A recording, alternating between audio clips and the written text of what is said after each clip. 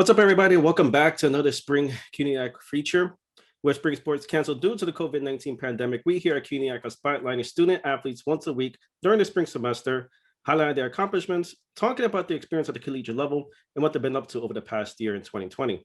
I'm your host, Eldridge Chavez. You can catch the CUNYAC Spring Features every Friday here on our websites, cunyathletics.com, as well on our YouTube channel, CUNY Athletic Conference, and on our social media feeds by searching CUNY Athletics. If you missed any of our features from the fall and winter semesters, please go give it a watch. We will have a link of all past interviews listed below. Now, with me today is a senior from Brooklyn College. He is the #1 singles and doubles players for the men's tennis team. At 17, he was awarded the 2017 Billie Jean King Jr. Achievement Award at the U.S. Open dinner. He's majoring in exercise science. From Queens, New York, please welcome the Brooklyn Bulldog, Justin Vasquez. Justin, what's going on, man? How you doing? I'm good. How are you?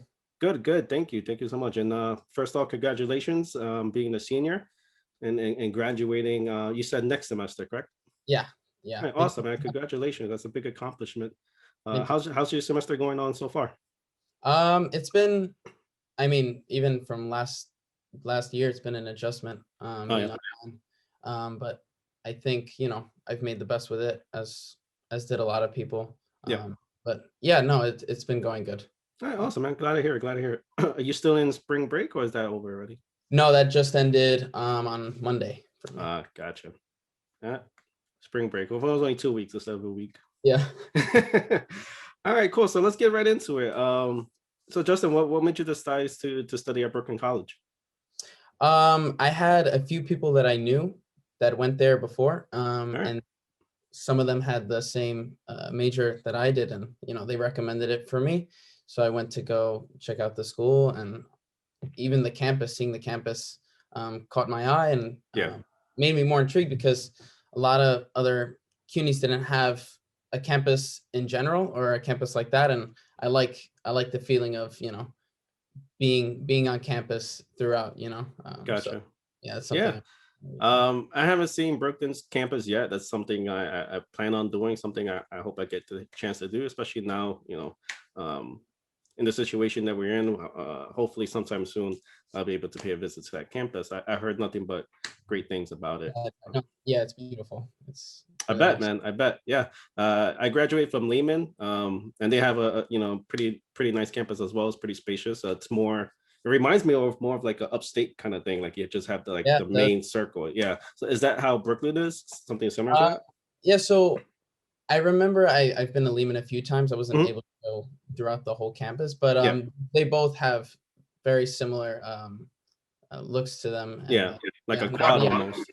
Right. Yeah, it definitely does give like an upstate vibe. Yeah. All right, cool. Yeah, definitely want to check that out. So you mentioned you have friends who study at Brooklyn, both major in exercise science as well. So what made you decide to major in that, and what exactly you want to do in that field of work? I think ever since I started playing, I started to become into, fitness. I started working out.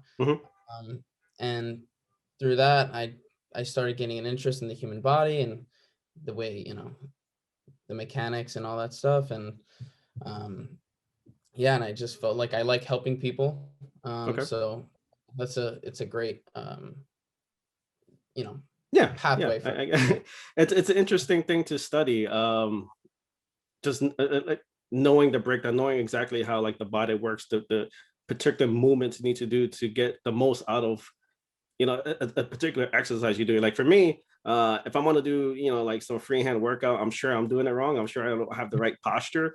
If I want to do a push-up, I'm pretty sure you have to be kind of like leveled. My butt might be sticking up in the air, something similar like that. So I definitely get the reasoning on kind of want to know the exact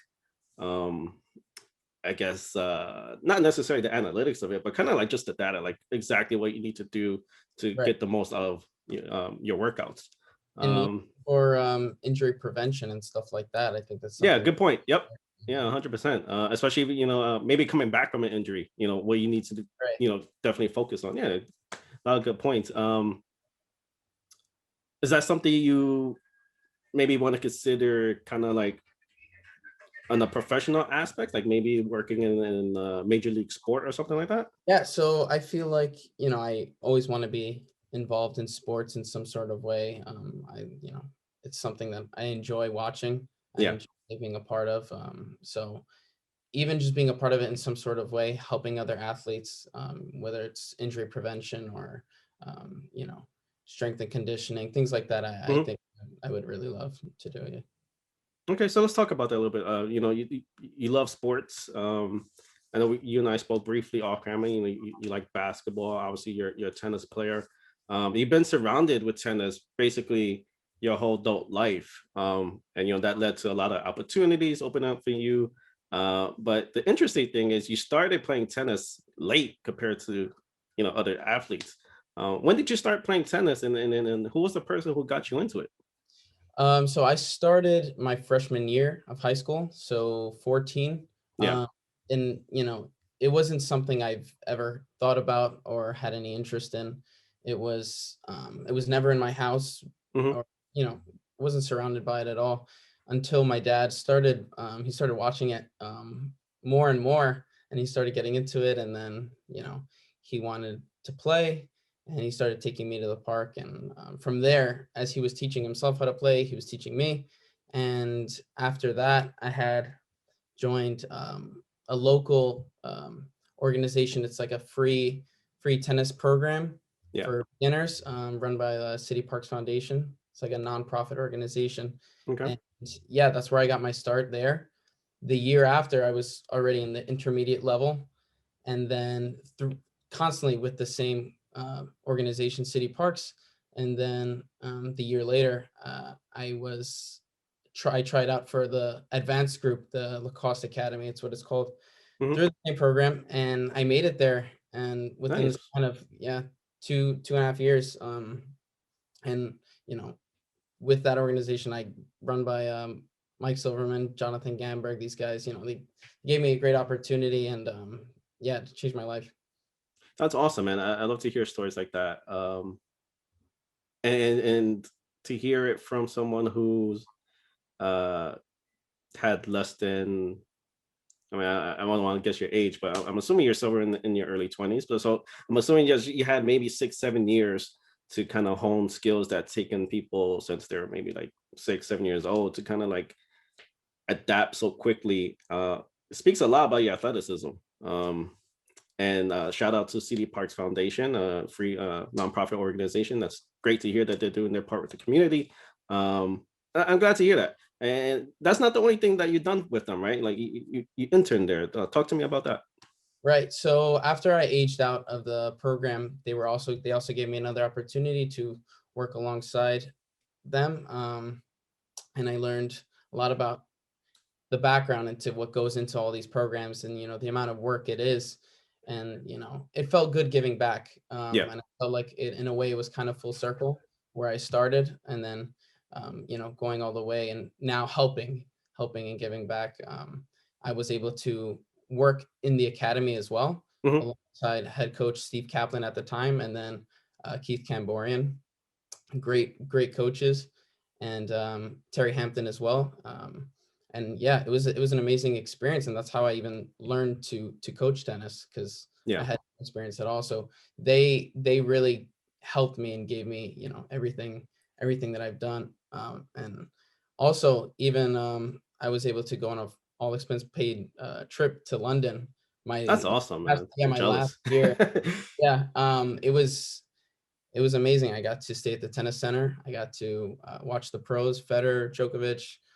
Got to see the pros practice, and I even got to play with some juniors there as well. And it was one of the greatest experiences I've ever had. So they've done so well for the whole community, all the boroughs Yeah. in New York. And yeah, I would always be indebted to them. So That's great.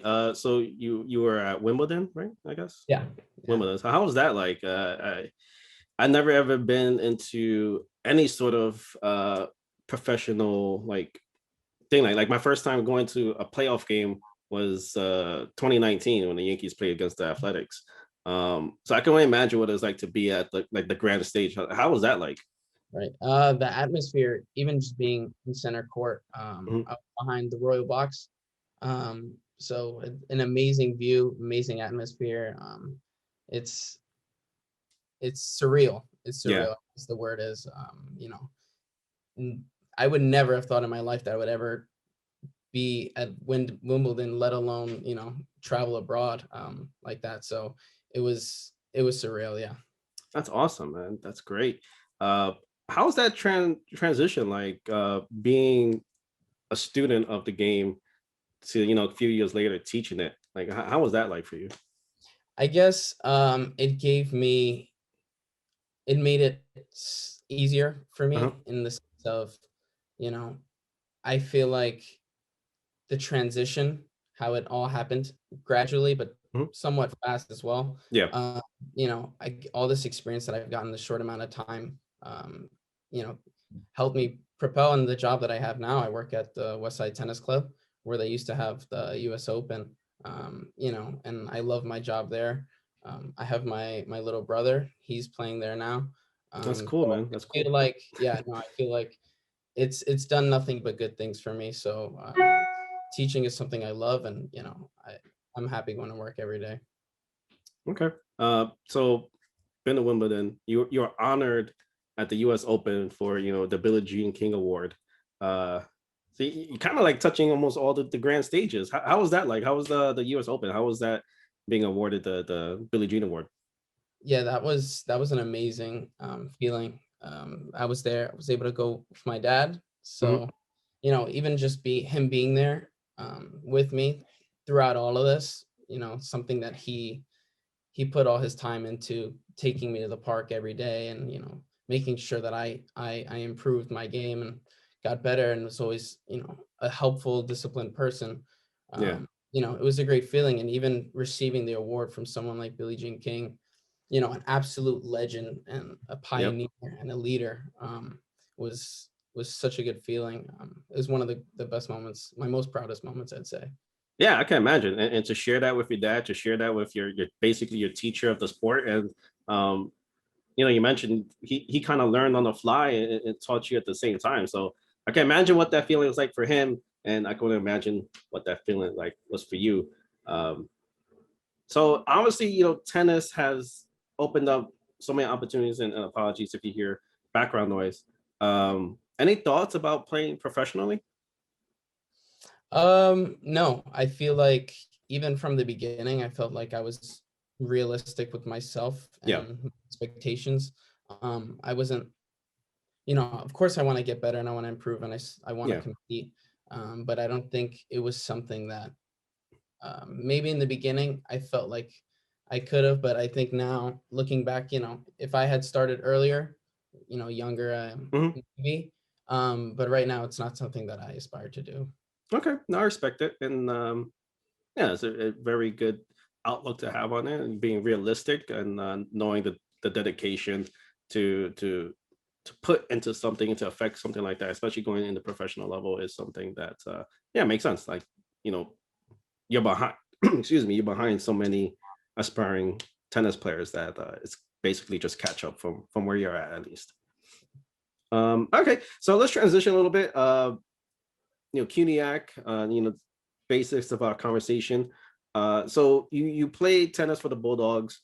As I mentioned in the intro, you're the number one singles and doubles player, and you started that as a freshman and continued that into your sophomore year. Um, was there any pressure that you had kind of to lead the Bulldogs as a freshman and as a sophomore? Yeah, I felt like going into the team, I wasn't expecting that to Yeah, be the case. I thought, it would something I'd work my way up to, if anything. And not to say that it wasn't something that I was proud of. Of course I was. But it was definitely something I had to adjust to, especially never being on a team before, um, a tennis team, or, so taking the lead was something I just wasn't used to, but it's something I definitely am proud of. no, I get it. And for those who don't know, um, obviously, me a novice of tennis. I look at tennis and I just think of singles matches and doubles matches that you see on TV. And correct me if I'm wrong. I don't know if this is only at the collegiate level, but being a number one single and number one double on a team basically means you kind of just play against the top tier of the opposing team. So it's ranked from like 1 to 5 or 1 to 7. So 1 against 1, 2 against 2, and so on and so forth. And that's the gist of it. Yeah. So sometimes they can change the lineup to where, sometimes the best player plays a little bit lower, more for like a strategic purpose. But yeah, for the most part, yeah, I'm playing against the top tier players of the conference. And again, me not having so much match experience wasn't something I was used to, and I had to make adjustments to do that. But it was a great experience. Okay. So let's talk about one of those experiences. The last time he took the court was in 2019 in the semifinals match against CSI. Unfortunately, the Bulldogs fell short, but you guys fought all the way, and then it literally ended up to being the last match. And it was down to you. And you went against, I'm sorry, I forget the player's name. But basically, the road to the CUNYAC finals fell on your shoulders. Can you talk about your emotions leading up to that last match and what kind of takeaways you have looking back at it? Yeah, it was something that I felt like we were definitely good contenders to make the finals. And going into that match that day, it was a very long day. I remember we had a short practice before we even left to the tennis center. And I remember like a long wait for the transportation, the bus, Yeah. long ride going from Brooklyn to Queens. Then after that, once we get there, waiting for the matches that were already on court to end was a long process, waiting to warm up. Once the matches started, the weather started becoming a little tricky on and off with the rain. And even in the middle of my match, in the second set tiebreak, I believe, the rain just was too much. And then we had to take everything, go back to the bus, and we'd had to go to Queens College. So another shift in, surroundings. And little by little, as the matches ended, with the other guys, my other teammates, it started to feel more and more that it was down to me, until the last match ended, and then they told me that this was the deciding match. Yeah. So No pressure. it was, yeah, and a lot of people started gathering up to watch the match, and Yeah. even players from the other teams that weren't even playing, were there, and it was something that built up gradually. And I had one match point in the second set, so I was 1 point away from sending my team to the finals. Unfortunately, I fell short. It was a great match overall, looking back at it. But either way, it's something that I'll always remember. Yeah. How was that adjustment like? You mentioned playing in Queens, and then because of the weather, you kind of had to kind of wrap up and then go to Queens College, play indoors. How was your psyche like after that? Like for me personally, I think I would just been so thrown off that I don't think I'll probably be able to continue to compete. How was that Yeah, like no, for you? it was definitely nerve-wracking, of course. Yeah. Something that part of me I wanted to face, because I wanted to prove that I can overcome something like this. And I played my hardest. I tried my best, and I lost. And congratulations to CSI. CSI.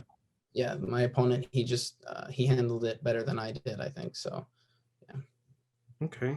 And then, I'd be remiss to not mention, unfortunately, you won't have another chance to play for the Bulldogs, correct? Because you're graduating next semester. Yeah, I think since if I'm graduating in the fall, I don't think I'll be eligible for spring. But yeah, it's unfortunate. I had a great 2 years, even just with my teammates, Yeah. in these friendships. And the camaraderie that goes with it all. And it's something that I miss. And, I wish I was able to, play one more time for my school, but, overall, it's still a great memory to look back on, and something, I'm always happy thinking about. So Yeah.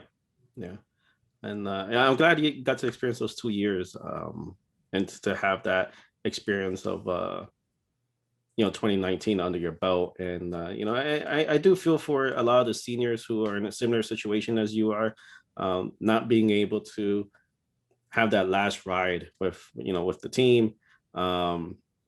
It sucks, man. Like the 2020s definitely put a fork in a lot of people's lives. So let's talk about that for a little bit. Nothing too crazy over the top. So 2020, it's been over a year now that we've been living in this life of the pandemic.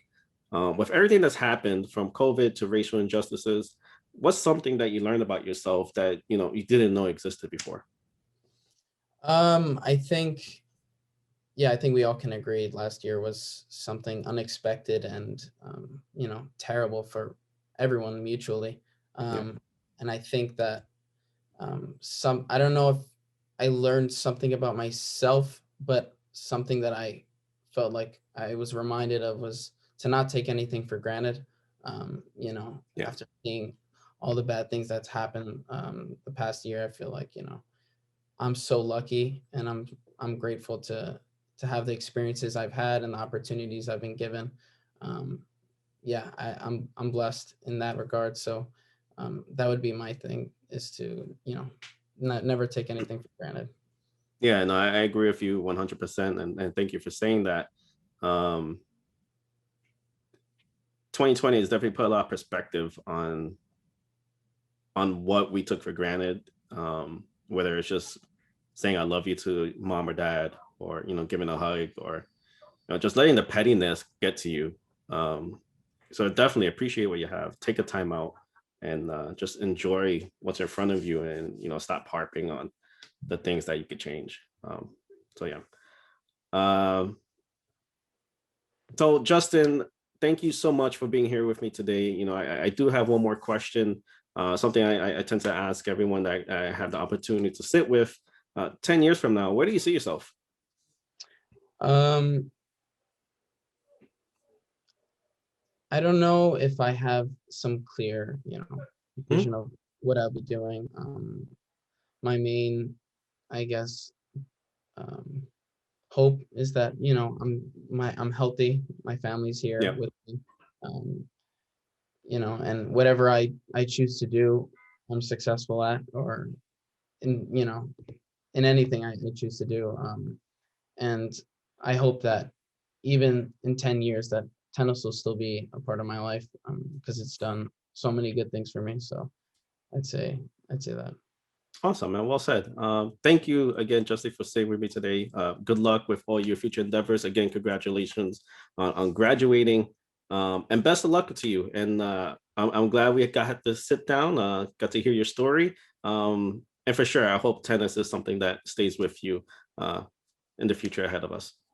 Is Thank there you. anything? I'm sorry, go ahead. Yeah, thank you so much for having me. Yeah, it was great talking to you. Um, yeah, I I hope that, um, in the future, that everything works out, for me, and for everyone else who's been going through the same things I've been going through.